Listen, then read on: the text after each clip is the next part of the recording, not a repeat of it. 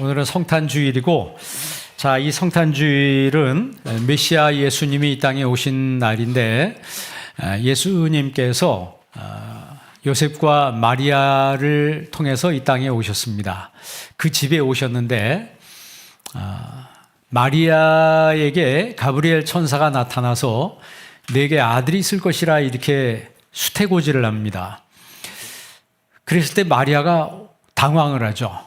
당황을 합니다. 내가 사내를 알지 못하는데, 그 말은 자보지 않았다 이 말이에요. 어찌 이런 일이 있을 수 있습니까? 라고 했더니 가브리엘 천사가 내게 이루어진 것은 성령으로 된 것이라 그랬어요. 여러분, 성령으로 됐다. 이거는 이 땅에 사람이 만든, 사람으로 인해서 제작된 이런 것들이 아니라는 거예요. 오직 made in heaven이라고 하는 거죠. 하늘에서 성령으로 이루어진 것이다. 여러분, 제가 우리 그 경찰서의 축하 예배 때도 설교를 했지만, 예전에는 처녀가 아기를 가졌다 이런 식으로 얘기하면 이게 과학적으로 말이 안 되고 교회가 너무 시대에 뒤떨어졌다, 어떻게 저런 얘기를 지금도 하냐, 이런 얘기를 하고 그랬는데, 오히려 과학이 발전되니까 성경에 있는 기록들이 사실이라고 계속 드러나고 있어요. 한국하고 일본의 과학자들이 모여서 난자만 가지고 쥐를 만들어냈죠. 그러니까 인간도 어느 하나만 가지고도 무수하게 어떤 생물을 만들어낼 수 있는 그런 과학으로까지 발전되고 있다는 거예요. 그 창세기에 있는 하나님이 아담을 잠재우시고 그의 갈빗대로 뭘 만들었다고요? 하와를 만들었다. 이것도 옛날에는 참 어떻게 보면 고민 중에 하나였어요. 왜냐하면 창세기 시작부터 말도 안 되는 얘기를 자꾸 하니까 불신자들 안 믿는 분들이 이 성경은 그냥 하나의 소설이다, 이런 식으로 얘기했는데, 지금 생명공학이 발달되면서 이제 각질 하나만 가지고도, 피 한 방울만 가지고도 똑같은 것을 무수하게 만들어낼 수 있다. 그런 시대에 우리가 살고 있습니다. 그러니까 여러분, 성경은 비과학이 아니고 항상 말씀드린 것처럼 초과학이라고 하는 거예요. 아직 성경에 기록된 말씀들 중에, 기적들 중에 우리가 상식적으로 납득이 안 되는 말씀들이 있어요. 그거는요, 아직 인간의 과학이 거기까지 도달하지 못한 거예요. 하나님의 그 수준에까지 도달하지 못한 겁니다. 그러니까 마리아에게 이런 너에게 아들이 있을 것이라고 말했을 때, 이 마리아가 상식적으로나 자신의 모든 상황적으로나 내가 믿을 수는 없지만, 그러나 성령으로 됐다라고 하는 그 말에 자기 생각을 바꿨어요. 여러분, 생각을 바꾸는 게 쉬운 게 아닙니다. 신앙생활 할 때 여러분 생각을 긍정적으로 바꿀 수 있기를 바랍니다. 순종하는 마음으로 생각을 바꾸면은 하나님이 그들을 통해서 일하시는 거예요. 마리아가 안 돼요 그랬으면 어떻게 됐을까요? 하나님은 다른 사람을 통해서 일을 했을 겁니다. 그런데 이미 마리아가 어떤 사람인 줄 알고 있었어요.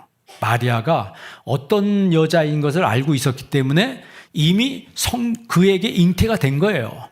그래서 고지를 한 겁니다.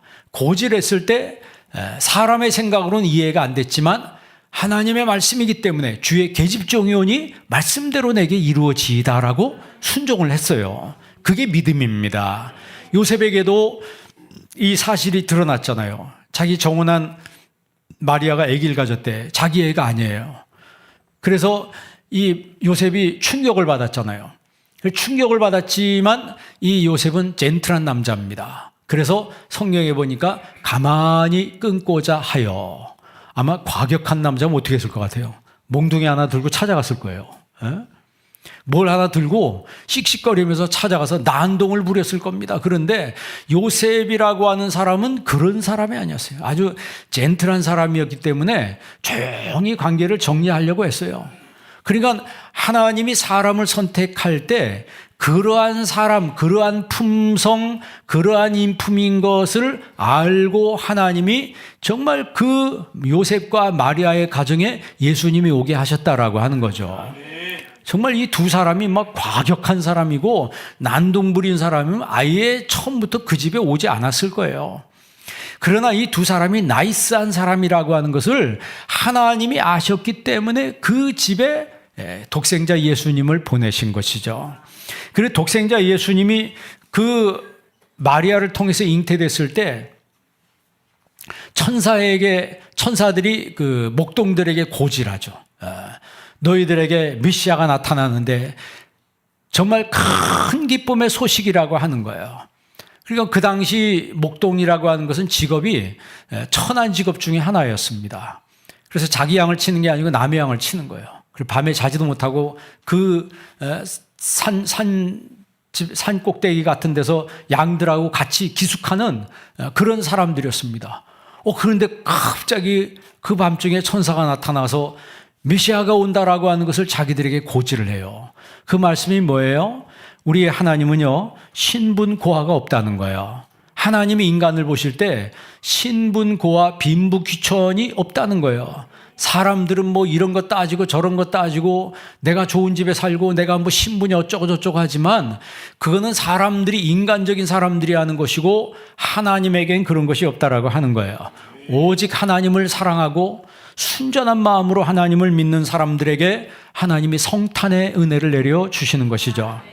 자, 그러면 예수님 오실 당시에 컨텍스트가 어떤 상황이었어요? 예수님 오실 때의 상황이, 여러분 누가복음 2장 1절 한번 읽어볼래요? 다 같이 한번 읽습니다. 그때 가이사 아구스도가 영을 내려 천하로 다 호족하라 하였으니, 그때 가이사 아구스도가 명령을 내렸습니다. 천하로 다 호적을 하라. 그러면 이 가이사 아구스도가 누구냐? 가이사 아구스도가 누구냐? 이 가이사 아구스도가 옥타비아누스입니다. 여러분 로마 이야기 같은데 로마사를 이렇게 보면은 여러분 시저 왕이 있잖아요. 그 시저 케사르라고 하는 그 시저가 왕이 됐을 때 브루투스가 뒤에서 창을 찔러 죽입니다. 그러니까 그 브루투스는 자기가 가장 총애하고 신임했던 사람이에요. 가장 신임했고 가장 총애했던 사람이 뒤에서 창을 찔러요. 그러니까 그 유명한 대사 있잖아요. 브루투스, 너 맞아. 그러죠. 그러니까 왕이라고 하는 거는 항상 살해 위협을 받아요. 항상 살해 위협을 받기 때문에 유언장을 미리 써놓습니다. 언제 죽을지 모르니까. 그런데 자객이 죽인 게 아니고 가장 믿었던 사람이 자기를 죽이는 거예요. 자, 그런데 이 시저가 죽고 나서 사람들이 시저가 죽은 거에 대한 애도가 별로 없어요. 관심이 어디로 다 쏠렸냐면 이 시저의 유언장이에요. 유언장. 과연 시저가 유언장이 무엇이, 누구에게 이 권한을, 이 재산을, 그의 재산을 물려줬을까? 전부 사람들이 막 찌라시가 도는데 안토니우스. 그렇게 대부분 알고 있는데 막상 유언장 뚜껑 열고 나니까 옥타비아누스에게 모든 권력과 모든 유산을 다 물려준다는 거예요. 18살 그 당시에. 그러니까 막 로마가 난리가 난 겁니다. 로마가 난리가 났어요. 그러니까 이제 옥타비아누스는 19살 그 다음 해가 되면서 이제 이 시저를 죽인 브루투스를 징벌하기 위해서 집정관으로 임명이 돼서 출정을 합니다. 이 브루투스를 잡으려고. 그런데 싱겁게 끝났어요. 이 브루투스가 스스로 자살해 버렸어요. 자, 그러면 이제 뭐가 남았냐면 안토니우스와 옥타비아누스. 왕은 둘이지. 왕은 둘이 될 수가 없는 거죠. 그죠? 하나만 돼야지. 그래서 이 안토니우스의 군대와 옥타비아누스의 군대가 이제 싸움을 합니다. 그런데 안토니우스는 원군이 하나, 지원군이 하나 있었어요. 그게 누구냐면 안토니우스의 정부, 그 애인이었던 그 클레오파트라. 클레오파트라는 이집트의 마지막 파라오입니다. 이집트의 마지막 뭐라고요? 이집트의 마지막 파라오가 클레오파트라예요. 근데 이 두 사람 사이가 연인 사이였어요. 그러니까 둘이 짝짝꿍 돼가지고 군대를 만들어서 옥타비아누스하고 전쟁을 하는데 그 전쟁이 바로 악티움 해전이라고 하죠. 악티움 해전에서 누가 승리합니까? 옥타비아누스가 승리합니다. 이 클레오파트라가 전쟁 시작하자마자 불리할 것 같으니까 바로 후퇴 빠져버렸어요. 여기 굳이 싸울 이유가 없는 거죠. 이집트가 이 싸움에 굳이 껴가지고 나중에 이집트까지 위험할 것 같으니까 그냥 바로 빠졌어요. 그러니까 사람 사이는요, 너무 믿을 사이는 아닌 것 같아요. I love you, I love you 하는 거 그때뿐이다 이 말이에요. 결국 이 안토니우스는 그 사람도 스스로 자결합니다. 왜냐하면 이 게임이 안 되거든요. 힘이 안 되니까. 막 지리면, 한쪽에서 후퇴해버리니까 전쟁이 됩니까? 지리멸렬돼서 그 악티움 해전에서 처참하게 패전해요. 그리고 나서 이제 옥타비아누스가 공식적으로 최초의 황제가 됩니다. 최초의 황제가 돼. 그래서 로마에서 그 원로원에서 옥타비아누스 이름을 가이사 아구스토라 이렇게 칭해주는 거예요. 그러니까 아구스토란 말은 이제 아우구스티누스라고 하는 거죠. 여러분 많이 들어봤을 거예요. 아우구스티누스라고. 이 가이사 아구스도가 최초의 황제가 되면서 페르시아와 그 위쪽까지 다 점령을 해요. 그리고 스페인까지 점령합니다. 그리고 나서 더 많은 지역을 점령하기 위해서 뭐가 필요하면 군인들이 필요했어요. 그러니까 식민지 사람들을 군인으로 착출하는 거죠. 착출해야 되고, 그리고 인두세를 받아야 돼. 왜? 전쟁하려면 돈이 있어야 되니까. 많은 군수물자와 그 많은 의복들과 그 칼들, 창을 만들어야 되니까 그게 다 돈이거든요. 그래서 세금을 더 걷어야 되니까 인구조사를 하라고 명령을 한 거예요. 그래서 그 로마의 정부의 인구조사의 명령에 요셉과 마리아가 따르기 위해서 베들레헴 고향으로 온 거예요. 본국 너 있는 고향으로 가서 호적을 정리하라 그러니까. 그래서 자기 고향 베들레헴에 왔다가 거기서 누굴 낳는 거예요? 예수님을 낳은 거예요. 왜냐하면 성경에 예수님은 어디서 태어난다? 베들레헴에서 태어난다라고 하는, 자기는 모르는데 하나님의 뜻을 이루기 위해서 베들레헴으로 온 거예요. 그러니까 역사의 중심은요, 하나님의 구속사 중심으로 이어진다는 사실을 믿으시길 바랍니다. 뭐 전쟁이 일어났어, 어디 뭐가 있어, 여러분 우리는 모르지만 성경 예언대로 되는 거예요. 성경 예언대로, 성경 말씀대로 되는 거예요. 그 당시 로마는 세계 패권을 쥐고 있는 나라죠. 그 세계 패권을 뭐로 다스리고 있었습니까? 막강한 힘으로, 군사력으로 다스리고 있는 거예요. 지금 미국이라고 한 나라도 세계 패권국 아닙니까? 세계 패권을 뭐로 다스리고 있어요? 힘으로 다스리고 있는 거예요. 어디서 뭐 문제가 생긴다면 뭘 띄워요? 그 항공모함 같은 거 띄우고 막 무슨 뭐 전복기 같은 거 띄우면 주변에서 벌벌벌 떨어요. 그 힘이 언제까지 갈지 모르겠지만 그 패권이 힘으로 지켜지는 평화, 힘으로 지켜지는 그런 자유함이었다는 거예요. 그러나 예수님이 우리에게 주시는 평화와 자유는 힘으로, 세상의 힘으로 지켜지는 그런 평화와 자유가 아니고 하나님의 은혜로 지켜지는 은혜와 평화라고 하는 거야. 여러분, 우리가 갈라디아서 5장 1절 한번 읽어볼래요? 갈라디아서 5장 1절 읽습니다. 그리스도께서 우리를 자유롭게 하려고 자유를 주셨으니 그러므로 굳건하게 서서 다시는 종의 멍에를 매지 말라. 아멘. 예수님이 우리를 자유롭게 하려고 자유를 주셨다. 그러니까 예수님이 이 땅에 우리에게 오신 것은 우리에게 뭘 주시려고? 자유를 주시려고 오신 거예요. 그래서 너희는 굳게 서서 다시는 종의 멍에를 매지 말라고 했어요. 이 말씀이 유명한 것은 제가 예전에도 말씀드렸는데 우리나라 초대 국회, 재헌국회 시작하는 첫 번째 국회 때 낭독한 말씀이 이 갈라디아서 5장 1절이에요. 그때 많은 국회의원들이 기도를 하고 성경 봉독을 할 때 읽은 말씀이 갈라디아서 5장 1절이에요. 그 당시 우리나라 상황하고 참 똑같죠, 그죠? 일제에서 식민지 생활하다가 해방됐습니다. 45년 해방되고 48년에 정부를 수립하고 그 재헌국회를 여는데 모든 국회의원들이 다 같이 기도합시다. 다 같이 기도했어요. 그리고 성경 말씀 2구절을 낭독했습니다. 그리스도께서 우리를 자유롭게 하려고 자유를 주셨으니 그러므로 굳게 서서 다시는 뭘 매지 말라? 일본 사람들한테 그런 멍에를 메고 살았잖아요. 그러니까 이 나라가 다시는 그런 종의 멍에를 매서는 안 된다라고 하는 것을 여러분 역사적으로 우리나라 국회에서 이 말씀을 낭독을 한 거예요. 그러니까 어떻게 보면 우리나라는요 신앙으로 출발한 나라입니다. 지금에야 뭐 국회에서 뭐 이거 할 수도 없겠지만 그러나 어떻게 됐든 그때는 이런 것이 통했던 미국도 여러분 그 처음에 국회에서 여러분 초대 국회의원 때는 다 예배로 시작한 거예요. 기도하고 성경 말씀으로. 그런데 지금은 많이 변질돼가지고 지금도 축도하게 해요. 축도를 하긴 합니다. 그런데 미리 주문이 온대요. 축도를 할 때 예수의 이름 빼라는 거예요. 그래 뭐라고 축도했냐면 그 어떤 목사님이 축도하는데 다양한 신의 이름으로 축원합니다. 말도 안 되는 다양한 신의 이름으로 성부와 성자와 성령이 아니고 다양한 신의 이름으로 축복한다. 그런 식으로 이제 푸시를 하는 거예요. 그 예배 참석한 목사님들을 그 예수님 얘기를 못 하도록. 그러니까 그 정도로 어떻게 보면 영적으로는 막 무너지고 있는 거예요. 영적으로 무너지고 있는 거예요. 여러분, 우리는요, 이런 시대에 살면서 여러분 신앙은 순수 신앙을 유지할 수 있기를 바랍니다.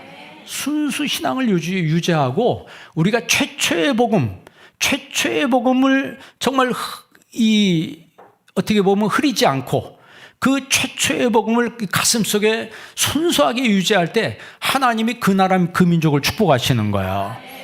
그렇게 보면 우리나라는요, 안 될 수가 없습니다.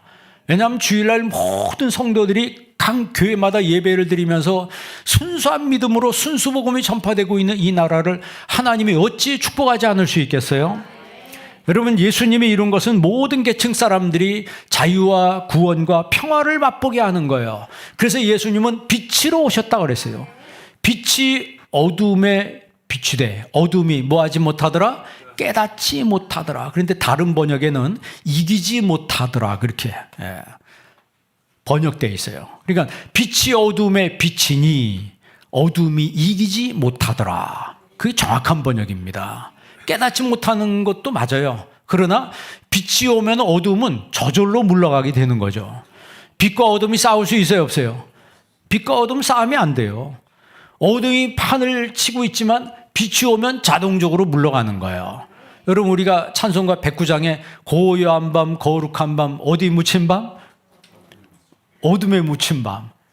그 번역이 올바른 번역이 아니에요. 영어 성경에 보면 Silent night, holy night, all is calm, all is bright, round your virgin mother and child 뭐 이렇게 나오잖아요. 근데 거기 보면요, all is calm, all is bright. 모든 것이 고요하고 모든 것이 밝다는 거예요. 근데 우리는 어둠에 묻힌 밤이라고 번역했어요. 그러니까 어둠에 묻힌 밤이 아니고 어둠이 거친 밤이에요. 예수님이 오니까 어둠이 뭐 하더라? 거치더라 이거예요. 그 여러분 가운데 예수님이 빛으로 올 수 있기를 바랍니다. 빛이신 예수님이 오시니까 내 안에 어둠이 거치게 되는 거예요. 막 우울증 오고 뭐 내 마음이 막 슬프고 나도 모르게 막 다운되는 것 같고 그럴 때 있어요, 없어요? 그럴 때 있습니다. 그럴 때 빛이신 예수님이 내 안에 확 들어오면요, 한순간에 물러가는 거예요. 그게 바로 자유함이라고 하는 거죠. 그래서 예수님 만나면 자유함을 얻게 되는 거예요. 그 자유함을 얻게 될 때 병에 걸려서도 빨리 낫는 겁니다. 회복이 빠르고 악한 사탄이 우리 집안에 드리워져 있다가도요, 사탄이 여러분 집집마다 돌아다닌다 그랬어요. 성경에 분명히 말씀했잖아요. 마귀가 삼킬 자를 찾기 위하여 두루 다닌다 그랬어요. 두루 다니다가 그 집이 막 싸우고 분쟁이 일어나고 막 신경질 나고 막 이러면요, 그 집에 살아요. 그 집에 삽니다. 아, 여긴 내가 있을 곳이다. 너무 편하네. 근데 그 집이 막 찬양이 넘쳐나고 은혜가 넘쳐나면요, 마귀가 너무 괴로워 못 살겠어요. 떠나는 거예요. 먹이를 주니까 거기 사는 거예요, 마귀가. 예수님은 빛으로 오셨습니다. 여러분 가정에 빛이 비춰지기를 바랍니다. 아멘. 여러분 마음속에 예수님 비춰주는 환한 은혜의 빛이 있기를 바랍니다. 아멘. 그런데 이 빛이신 예수님의 가치를 알면 신앙생활하는 게 너무 기뻐요. 오늘 주일 예배 이렇게 나왔어요. 이렇게 주일날 예배에 나와서 예배드리는 가치를 여러분 얼마로 가치를 매길 수 있겠어요? 매길 수 있다면 예배의 가치가 얼마냐 이 말이에요. 예배 가치를 시시하게 뭐 하면 그냥 내가 뭐 음식점에 가서 팁 주는 거 있잖아요. 왜? 뭐 어디 가서 팁 주는 거. 그런 식으로 끝나버릴 수도 있어요. 여러분 그 이번 달에 초에 신문에 났었습니다. 프랑스의 노 부부가 집을 정리하다가 부모가 물려준 그 아프리카 팡족의 은길 가면이라고 하는 그 길다랗게 생긴 그 가면이 있더라고요. 수염도 이렇게 나고. 근데 그것을 이 노 부부가 부모가 물려줬는데 부적인 줄 알고 중고상한테 우리나라 돈으로 21만 원에 팔았어요. 팔았는데 얼마 있다가 뉴스를 보는데 자기들이 팔은 그게 그 가면이 경매에 붙여졌는데 60억에 경락이 된 거예요. 그걸 보고 두 부부가 완전히 기절초풍할 정도가 된 거죠. 그래가지고 소송을 걸었어요. 그거 무효다. 우리가 팔은 거는 속아서 우리를 속이고 그 사람들이 산 거다. 해가지고 그걸 도로 돌려달라. 우리가 21만 원 도로 줄게. 그 소송했는데 승소했을까요? 패소했을까요? 예, 다 보셨네. 패소했어요. 왜 패소했어요? 자기들이 21만 원에 팔았거든. 그래서 합법적으로 21만 원에 샀어요. 그런데 가치가 얼마예요? 60억이라고 하는 거예요. 60억. 여러분, 그 가치가 60억짜리 가면이었다면 팔았어요? 안 팔았어요? 팔 리가 없죠. 팔 리가. 똑같습니다. 하나님이 우리에게 주시는 예배의 가치가 얼마인지를 모르면은 그 예배를 시시하게 여기는 거예요. 그러나 예배의 가치가 어느 정도라고 하는 걸 아는 사람은 예배 오기 전부터 마음으로 준비합니다. 오늘 하나님께서 내 예배를 받으실 거야. 내 예배를 내가 하나님 앞에 예배를 드린다면 내 마음을 정리하고 회개할 것 회개하고 나를 비우고 가야지. 그리고 하나님 앞에 와서 미리 와서 회개하는 마음으로 있지 않겠습니까? 여러분, 우리가 잘 아는 것처럼 에서가 자기 장자권을 팥죽 한 그릇 팔아먹잖아요. 누가 샀어요? 야곱이 샀어요. 합법적으로 산 거예요. 여러분, 야곱을 도둑이라고 뭐 이렇게 이야기하는데 야곱이 성경에 보면 합법적으로 장자권을 하나님이 주신 엄청난 그 장자권을 사는데 얼마에? 팥죽 한 그릇에 산 거예요. 그러니까 합법적으로 샀기 때문에 자기가 아버지 앞에 가서 뭘 받았어요? 축복 기도를 받은 거예요. 장자의 축복 기도를 받은 거라고. 단 아버지가 오해할까봐 여기다 막 뭘 붙여요? 작정을 써가지고 막 양털을 붙이고 애서 흉내를 낸 거죠. 애서 흉내를 냈어요. 그러나 야곱의 마음속에는 그거 하면서 양심의 가책이 없었어요. 왜? 자기가 팥죽 한 그릇에 형한테서 장자권을 샀으니까. 그런데 에서 입장에서 보면 내가 배고픈데 장자권이 뭔 소용이냐? 너 가져라 하고 팥죽을 선택했어요. 그 여러분 팥죽을 선택할 거예요? 장자권을 선택할 거예요? 뭐 말은 다 장자권이라고 하지. 그 여러분 사는 걸 보세요. 나는 정말 하나님의 장자 신앙으로 살고 있는가? 장자는 어떤 의미가 있어요? 책임을 지는 의미가 있어요. 책임을 지는. 그럼 교회 다니면서도 내가 신앙생활하면서도 책임감이 있는 사람이 있고 책임감이 없는 사람이 있습니다. 그거는 내 일이 아닌데 뭐. 이제 이렇게 되면은 이게 이제 장자 신앙하고 신앙이 거리가 먼 거예요. 가치를 모르면 일단 단절된 삶이 이루어지는 거예요. 하나님과 나와의 이 예배의 가치, 하나님의 신앙의 가치를 모르면 하나님과 단절되고 사람과 사람도 그 사람과 이 교제의 의미를 모르면 단절된 삶을 사는 거예요. 여러분 미래학자였던 그 피터 드러크가 쓴 책 중에 The Age of Continuity라고 하는 단절의 세대라고 하는 그런 책이 있어요. 거기 보면 내용이 다 그겁니다. 사람과 사람 사이가 단절된다는 거예요. 가족 사이에도 부모와 자식 간에 단절된다는 거예요. 친구 사이에도 단절이 있고 세대 간 단절이 있고 문화 간 단절이 있고 민족 간의 단절이 있고 전부 갈수록 세대가 사이버 세상이 되면서 사람들은 소통을 하긴 하는데 인격 대 인격의 관계의 소통이 아니고 문자로 그냥 어떤 기계적인 소통이 된다는 거죠. 그렇게 됨으로써 인격 대 인격 간의 만남이 점점 멀어진다는 거예요. 그래서 인간 세상은 앞으로는 이 discontinuity라고 하는 이 단절이 올 수밖에 없다 그런 거예요. 단절이 오면 어떻게 돼요? 그때부터 외로워지고 고독해지고.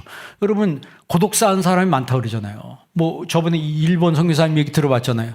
일본에는 고독사한 사람 집안 치워주는 직업도 있다고 그랬죠. 그 정도로 고독사한 사람이 많다는 거예요. 그러니까 여러분, 세상은 혼자 사는 것 같지만, 많은 사람이 있는 것 같지만 고독한 거예요. 여러분, 전철관에 가보면 얼마나 바빠요. 그 많은 사람이 막 이렇게 부딪히고 하는데 아는 사람이 있어요, 없어요? 다 모르는 사람이에요. 그러니까 사람이 이렇게 많은데 단절된 거예요. 사람이 그렇게 많은데 단절된 거예요. 대화할 사람이 없는 거예요. 말할 사람이 없는 거예요. 그런데 여러분, 이런 시대에도 우리는 말할 분이 있다는 거죠. 말할 분이, 내 이야기를 들어주신 분이 있고 내 소원을 들어주신 분이 있다는 거예요. 사람은 나를 이용해 먹지만, 사람은 나를 무슨 소재, 무슨 거리로 삼지만, 우리 하나님은 나를 거리로 삼는 분이 아니시고 나를 정말 사랑해서, 그래서 여러분, 그 대표적인 말씀이 하나님이 세상을 이처럼 사랑하사, 그 세상이 누구라 그랬어요? 세상에 살고 있는 나를 말하는 거예요. 그러니까 하나님이 나를 뭐처럼 사랑하사, 이처럼이란 말은 독생자 예수님이 이 땅에 오셔서 십자가에 죽으실 만큼, 여러분이 이 세상에 살면서 누가 나를 위해서 죽어줄 수 있겠어요? 그거는 부부간에도 할 수 있는 얘기가 아니에요. 부부간에 놓고 당신 나 위해서 죽을 수 있겠어? 그러면 여러분, 남편이 뭐라고 대답할 것 같아? 아내가 뭐라고 대답할 것 같아? 그게 쉬운 얘기가 아닙니다.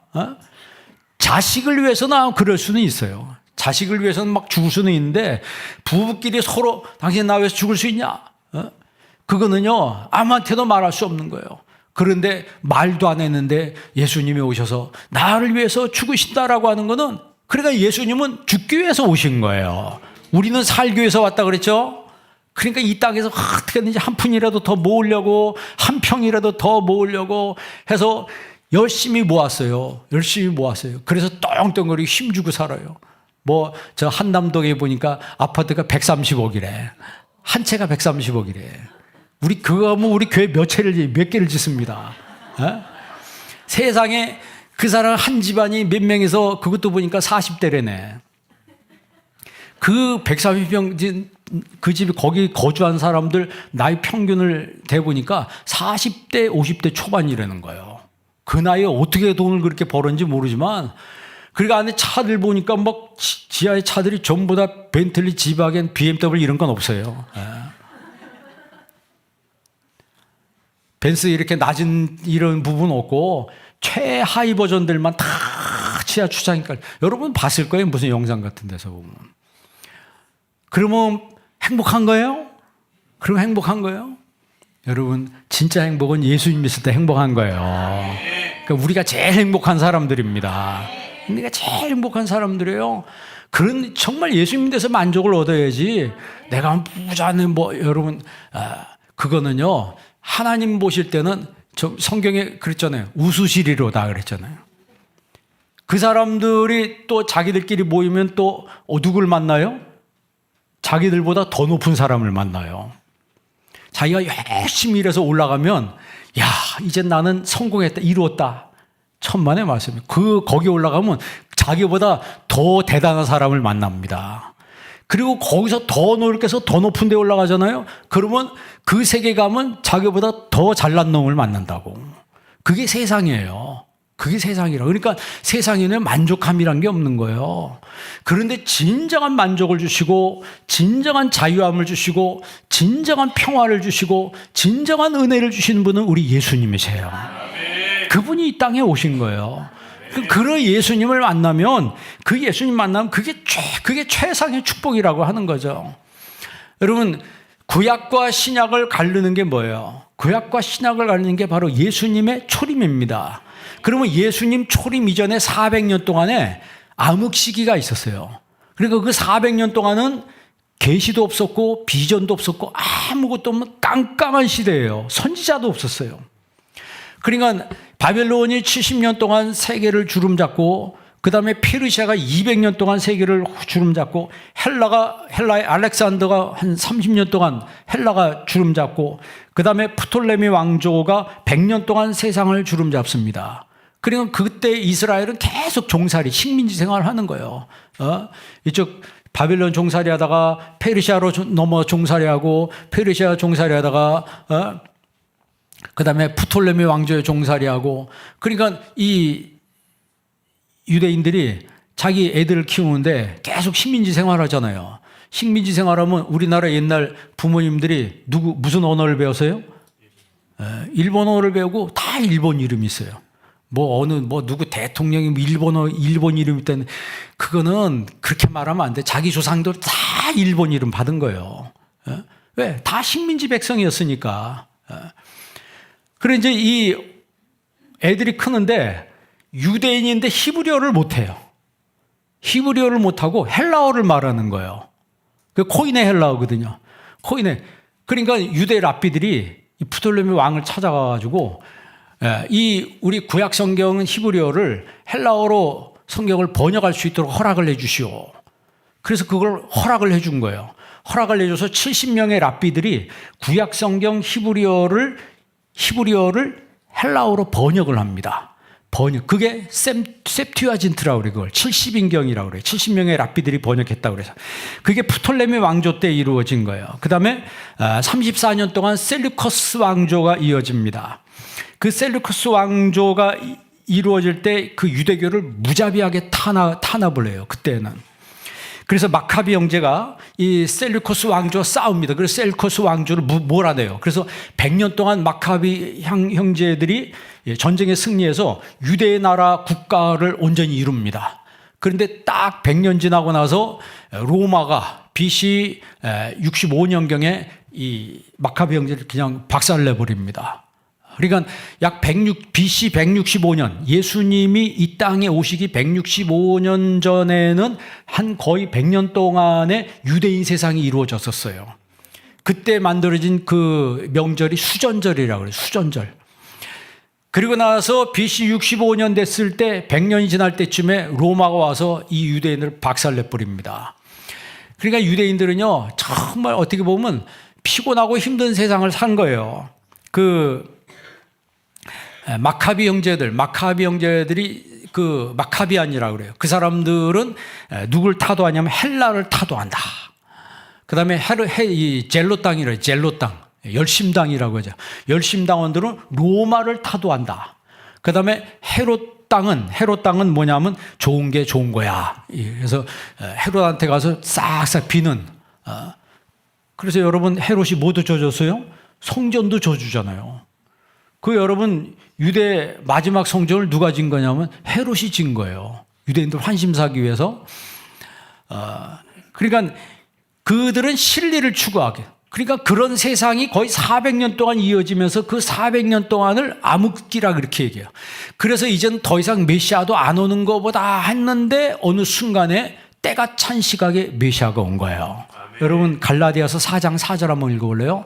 갈라디아서 4장 4절 다 같이 있습니다. 때가 참에 하나님이 그 아들을 보내사 여자에게서 나게 하시고 율법 아래에 나게 하신 것은 때가 참에 하나님이 그 아들을 보내사, 메시아 예수님을 보내사 누구에게 나게 하시고 여자에게서 나게 하시고. 자, 5절 다 같이 있습니다. 율법 아래에 있는 자들을 속량하시고 우리로 아들의 명분을 얻게 하려 하심이라. 우리를 속량하시고 아들의 명분이라고 하는 것은 양자, 휘오데시아란 말은 양자 입양이란 뜻이에요. 그러니까 우리나라 말에 아들이라고 들어가니까 여성분들은 그럼 우리는 뭐냐? 뭐 이런 분들이 있는데 휘오데시아란 말 뜻 자체가 양자로 입양한다는 그런 뜻입니다. 그래서 그 다음 6절 한번 읽어볼래요? 읽습니다. 너희가 아들이므로 하나님이 그 아들의 영을 우리 마음 가운데 보내사 아빠 아버지라 부르게 하셨느니라. 로마서 8장에 보면 우리가 종의 영을 받지 아니하고 양자의 영을 받았으므로 하나님을 뭐라고 부른다고요? 아빠, 아버지라 부른다 그랬어요. 똑같은 말씀이 지금 갈라디아서 말씀하고. 그럼 성탄의 의미가 뭐예요? 하나님께서 자기 사랑을 우리에게 커뮤니케이션한 결과예요. 하나님의 사랑을 혼자만 갖고 있는 게 아니고 우리에게 오셔서 우리와 커뮤니케이션한 거예요. 그래서 하나님이, 말씀이신 하나님이 육신을 입고, 말씀이 뭐가 돼요? 육신이 돼요. 우리 가운데 뭐 하심에? 거하심에. 우리가 멀리 있지 아니하시고 우리에게 찾아오셨어요. 오늘 예수님은 여러분 우리에게 찾아오셨습니다. 왜 찾아오셨어요? 우리를 구원하시기 위해서, 우리를 살리기 위해서 찾아오신 거예요. 우리를 풍성하기 위해서 찾아오신 거예요. 그래서 빛이신 예수님을 만난 사람은 풍성한 삶을 살게 되는 것입니다. 여러분 히브리서 2장 14절 15절 한번 읽어볼래요? 다 같이 한번 읽습니다. 자녀들은 혈육에 속하였음에 그도 또한 한 모양으로 혈육에 함께 속하심 사망으로 말미암아 사망의 세력을 잡은 자 곧 마귀를 없이 하시며 또 죽기를 무서워함으로 일생에 매여 종로로 타는 자들을 놓아주려 하심이니 그랬어요. 그러니까 제가 읽은 건 개역 성경을 읽은 거예요. 그러니까 한마디로 말하면 예수님이 오신 것은 마귀를 멸하시며 죽기를 무서워서 평생에 매여 한평생 매여 종로로 타는 자들을 놓아주려 하심이라 그랬어요. 그러니까 우리 이 땅의 모든 사람들이 예수님 오시기 전엔 다 어떤 상태였다? 마귀의 종로로 타고 있었다는 거예요. 일생에 매여 한평생 매여 사탄에게 붙들려 살고 있었는데 그들을 놓아주시기 위해서 메시아 예수님이 오셨다라고 하는 거죠. 그래서 오늘 본문 말씀 1장 1절 한번 읽어볼래요? 한번 읽습니다. 태초에 말씀이 계시니라 이 말씀이 하나님과 함께 계셨으니 이 말씀은 곧 하나님이시니라. 자, 여기 보면 말씀이 누구시라? 하나님이시라. 그런데 14절에 말씀이 뭐가 됐다? 육신이 됐다. 그 육신이 누구예요? 예수님이에요. 그 말은 무슨 얘기예요? 태초에 예수님이 계셨다. 태초에 예수님이 계셨다는 거예요. 자, 2절 읽습니다. 그가 태초에 하나님과 함께 계셨고 3절 만물이 그로 말미암아 지은 바 되었으니 지은 것이 하나도 그가 없이는 된 것이 없느니라. 아멘. 3절에 만물이 그로 말미암아 지은 바 되었다. 이 말은 뭐예요? 만물이 예수로 말미암아 지은 바 되었다는 것이죠. 그러니까 예수님이 누구시라는 거예요? 창조주 하나님이시라는 거예요. 자, 4절 한번 읽어보겠습니다. 그 안에 생명이 있었으니 이 생명은 사람들의 빛이라. 아멘. 그 생명이 누구예요? 예수님이에요. 예수님이 사람들의 빛이라고 하는 거예요. 자, 5절 다 같이 있습니다. 그 빛이 어둠에 빛이 돼 어둠이 깨닫지 못하더라. 빛이 어둠에 빛이 돼. 그러니까 예수님이, 빛이신 예수님이 어둠에 뭐하되? 빛이 돼. 어둠이 뭐하지 못하더라? 깨닫지 못하더라. 이기지 못하더라. 그러니까 예수님이 오면 다 이길 수가 있는 거야. 여러분 그 영어 그 찬양 옛날에 We shall overcome 그런 말 있죠. You shall overcome, you shall overcome someday. 그런 찬양이 있잖아요, 그죠? 그렇다고 생각해봐요. 그런 옛날 찬양이죠. 우린 승리하리라. 그 overcome이 뭐예요? 극복한다는 거예요. 우리는 극복한다는 거죠. 주님이 오시면 다 극복할 수 있다는 거야. 어떤 상황에서도 극복할 수 있다라고 하는 거죠. 아까 말씀드린 것처럼 모든 것이 고요하고 모든 것이 어둠에 붙인 게 아니고 어둠이 뭐 한 밤? 거친 밤이라고 하는 거예요. 영어 성경에는 all is bright라고 되어 있는데 왜 우리는 어둠에 묻혔다고 번역했는지 모르겠는데 하여튼 예수님이 오시면 어둠이 거치는 거예요. 어둠이 거치고 슬픔이 거치고 우리 가운데 소망이 생기고 우리 마음속에 기쁨과 평화가 임하게 된다는 것입니다. 자, 빌립보서 2장 6절 다 같이 한번 읽습니다. 그는 근본 하나님의 본체시나 하나님과 동등됨을 취할 것. 이 땅에 오신 예수님을 하나님의 무엇이라? 본체시라고. 지금 요한복음 1장 오늘 본문 말씀에도 말씀이 육신이 되었다. 말씀이 하나님인데 그 하나님이 인간의 몸을 입었다. 예수님이 그렇게 오셨다는 거고 지금 빌립보서 2장 6절에도 그는 근본 하나님의 본체시다. 그러니까 하나님이 사람이 되셨다. 그 초대교회 논쟁 중에 하나가 뭐냐면 하나님이 사람이 될 수 있느냐 하나님이 사람이 될 수 없느냐 이거 가지고 막 치열하게 논쟁했어요. 아리우스 논쟁이라고 하는 거는 있는데 그게 뭐냐면 하나님이 인간이 될 수 없다라고 주장한 사람이 아리우스라는 사람이 있어요. 그리고 하나님은 인간이 될 수 있다라고 말한 사람이 아다나시우스라고 그래요. 그러니까 이 아리우스 논쟁에서 아리우스가 정죄를 받아 이단으로 정죄가 됩니다. 아다나시우스는 하나님이 사람이 될 수 있다. 하나님이 사람이 될 수 없다면 그게 무슨 하나님이냐? 그래서 결국 이제 아다나시우스의 논리가 설득이 돼서 아리우스가 이제 정죄가 되는 거예요. 오늘 빌립보서 2장 7절도 보면은 다 같이 한번 읽어볼래요? 읽습니다. 오히려 자기를 비워 종의 형체를 가지사 사람들과 같이 되었고, 이것을 하나님의 자기 비하라 그러죠. 하나님의 자기 비하라 그래. 자기를 비워 종의 형체를 가져. 그러니까 오늘 빛으로 오신 예수님을 만난 사람들마다 자기를 비우는 은혜가 있게 되는 거예요. 여러분 마음속에 그 세상 것으로 가득 차 있다면 오늘 좀 잘 비우시기를 바랍니다. 예수님께서 자기를 비웠다 그랬어요. 그래서 빛이신 예수님이 내 마음에 들어오면 나도 모르게 비우게 되는 거예요. 오만한 마음도 비우고, 자존심도 좀 비우고, 욕심도 좀 비우고. 그러니까 시험 될 일이 있어요, 없어요? 시험 될 일이 없어요. 내가 부족한데 너는 죄인이다 그러면 그래요, 나는 죄인입니다. 이렇게 가면 하나도 문제가 없어요. 나는 죄진 거 하나도 없고, 나는 그냥 바리새인급에 속한 사람인데 뭐 날 보고 뭐 어쨌다고. 그러니까 막 성질이 나고 화가 나고 삐지고 이러는 거예요. 여러분 신앙생활은요, 비우는 겁니다. 예수님은 자기를 다 비우셨다 그래서 케노시스라고 그래요. 케노시스. 자기를 다 비웠어요. 그리고 이 땅에 오셔서 자기의 모든 걸 다 주셨어요. 우리는 무엇을 주님께 드렸습니까? 우리는 주님께 무엇을 비웠습니까? 아무것도 비운 것이 없으며 아무것도 주님에서 한 것이 없어요. 그렇다면 이제 주님께서 한 것처럼 우리도 주님의 제자니까 비슷하게 주님을 흉내내고 주님 따라가는 삶을 살아야 되는데, 여러분 예수님이 자기를 비우셨다 그랬어요. 예수님이 낮은 자리로 오셨다 그랬습니다. 겸손한 자의 모습으로 오셨다 그랬어요. 예수님이 빛으로 오셨다고 했습니다. 여러분 마음속에 어둠이 없기를 바랍니다.